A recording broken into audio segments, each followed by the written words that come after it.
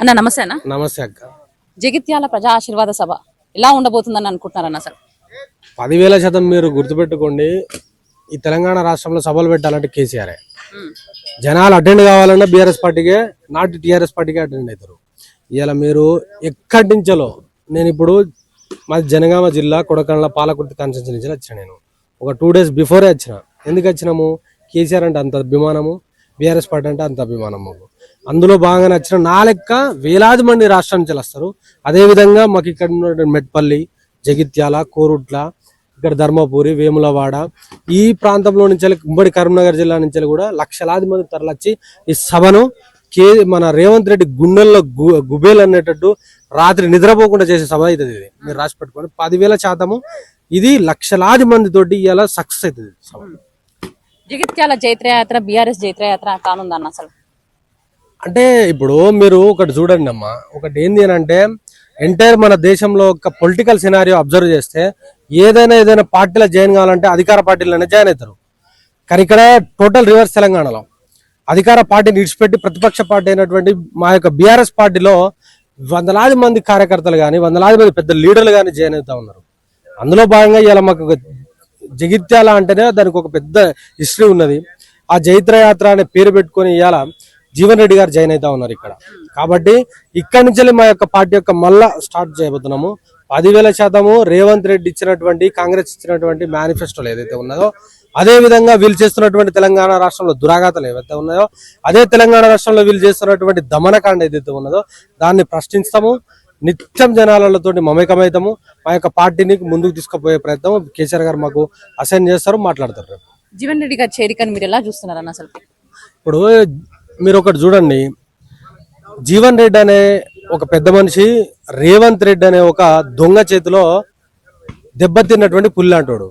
ఇప్పుడు గాయపడ్డ సింహము బయటకు వచ్చి గర్జన ఎంత భయంకరంగా ఉంటుందో ఇవాళ రేపటి నుంచి మీరు చూడబోతారు.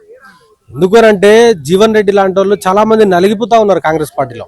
ఇలా పదవులు కాంగ్రెస్ పార్టీ కోసము కష్టపడి చెమటోడ్చి రక్తం దారపోసి నిత్యం ఆస్తులు అమ్ముకొని వాళ్ళ యొక్క పాపం పెళ్లి, వాళ్ళ యొక్క ఆవిడలకు సంబంధించిన పుస్తలు మట్టలు అమ్మి ఇవాళ తెలంగాణ రాష్ట్రంలో కాంగ్రెస్ పార్టీ రావడం కోసం కష్టపడ్డటువంటి కాంగ్రెస్ నాయకులకు పదవులు ఇవ్వకుండా దొంగలు లంగలైనటువంటి చంద్రబాబు నాయుడుకి, తాపేదారులు చంద్రబాబు నాయుడుకు చెప్పులు మోసేటోళ్ళకి ఇలా పదవులు ఇస్తున్నటువంటి తరుణం కనబడతా ఉన్నది. కాబట్టి ఇదంతా కరెక్ట్ కాదు. బీఆర్ఎస్ పార్టీ మన ఇంటి పార్టీ, తెలంగాణ రాష్ట్రం యొక్క కాపాడుకునే అస్తిత్వం గల పార్టీ.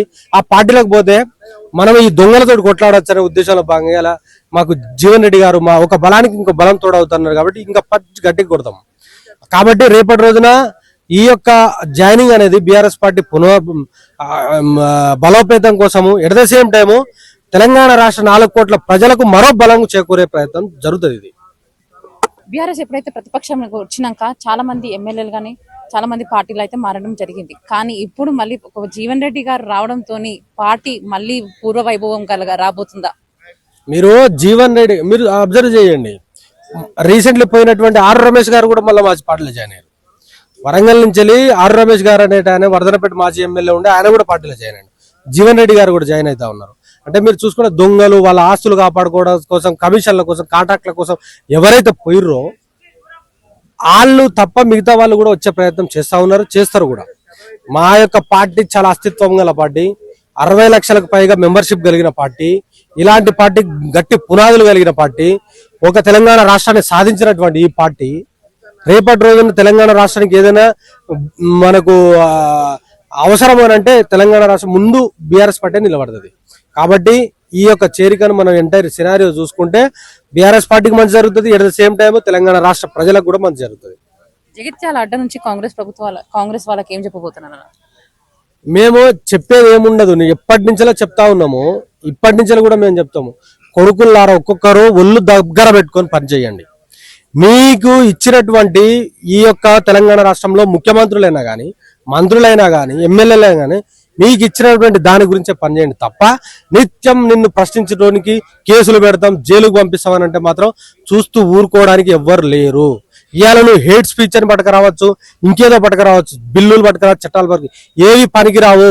ముళ్ళ కంచెలు సైతం దాటి తెలంగాణ రాష్ట్రాన్ని సాధించిన ధీరులు ఈ తెలంగాణ పౌరులు. కాబట్టి ఏది ఉండదు. కాబట్టి ఇచ్చినటువంటి 6 గ్యారెంటీలు 420 హామీల మీదనే పని చేయండి. జనాల యొక్క తెలంగాణ రాష్ట్ర 4 కోట్ల ప్రజల యొక్క మన్ననను పొందడానికే పనిచేయండి తప్ప లత్కోర్ రాజకీయాలు, చెంచాగిరి రాజకీయాలు, వ్యభిచార రాజకీయాలు చేస్తా అంటే మాత్రం తెలంగాణ రాష్ట్ర ప్రజలు ఊరుకోదు. బీఆర్ఎస్ పార్టీ అసలే ఊరుకోరు. Thank you.